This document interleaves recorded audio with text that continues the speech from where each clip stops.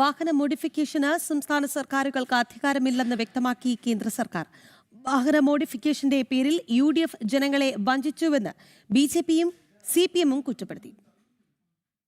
വാഹനങ്ങളുടെ രൂപമാറ്റത്തിൽ മാനദണ്ഡങ്ങൾ നിശ്ചയിക്കാൻ സംസ്ഥാന സർക്കാരുകൾക്ക് അധികാരമില്ലെന്ന് കേന്ദ്ര സർക്കാർ വ്യക്തമാക്കിയതോടെയാണ് UDF വാഗ്ദാനങ്ങളിലെ പൊള്ളത്തരം വെളിയിലായത്.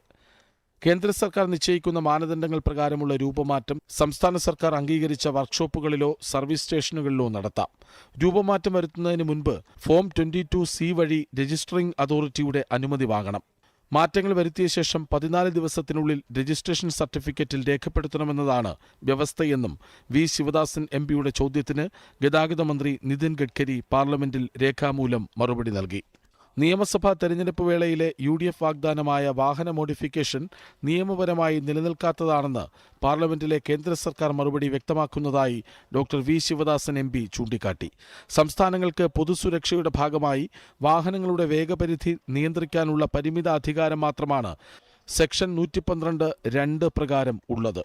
ഇക്കാര്യം വ്യക്തമായതോടെ തെരഞ്ഞെടുപ്പ് വേളകളിൽ വാഹന മോഡിഫിക്കേഷനുകൾ വ്യാപകമായി അനുവദിക്കുമെന്ന രീതിയിൽ നൽകിയ രാഷ്ട്രീയ വാഗ്ദാനങ്ങൾ അടിസ്ഥാനമില്ലാത്തതായിരുന്നുവെന്ന് വ്യക്തമാകുന്നതായി ഡോക്ടർ ശിവദാസൻ പറഞ്ഞു.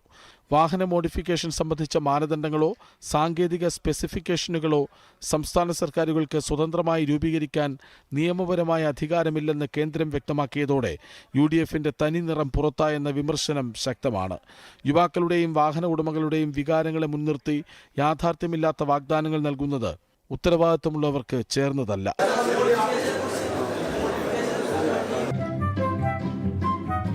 നിലവിലുള്ള കേന്ദ്ര നിയമം ഭേദഗതി ചെയ്യാതെ അല്ലെങ്കിൽ കേന്ദ്ര മാനദണ്ഡങ്ങൾ മാറ്റാതെ സംസ്ഥാന സർക്കാരിന് വാഹന മോഡിഫിക്കേഷനിൽ സ്വതന്ത്ര നയം നടപ്പാക്കാൻ കഴിയില്ലെന്നത് ജനങ്ങളിൽ നിന്നും മറച്ചുവെക്കുകയാണ് UDF നേതൃത്വം ചെയ്തതെന്ന് വ്യക്തമാക്കുന്നതാണ് പാർലമെന്റിലെ മറുപടി.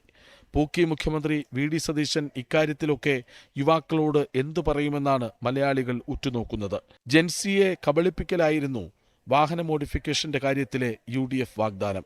ജനം, ഡൽഹി.